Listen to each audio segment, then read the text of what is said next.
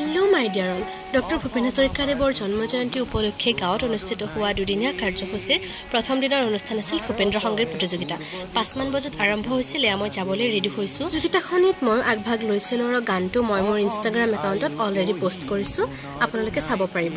সন্ধিয়া আকৌ দ্বিতীয় দিনৰ কাৰ্যসূচী আলোচনী চক্ৰ লগতে বঁটা বিতৰণী সভা আছিল সন্ধিয়া তাত উপস্থিত হলো সভাৰ আৰম্ভণি গীতটি মই গাইছিলো যদিও ভিডিঅ' কৰা নহল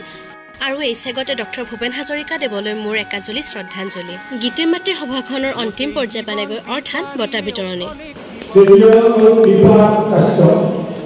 হয় ৰাইজ ঠিকই শুনিছে মই তৃতীয় পুৰস্কাৰ পাবলৈ সক্ষম হলো it's not a trophy for me it's a inspiration for working hard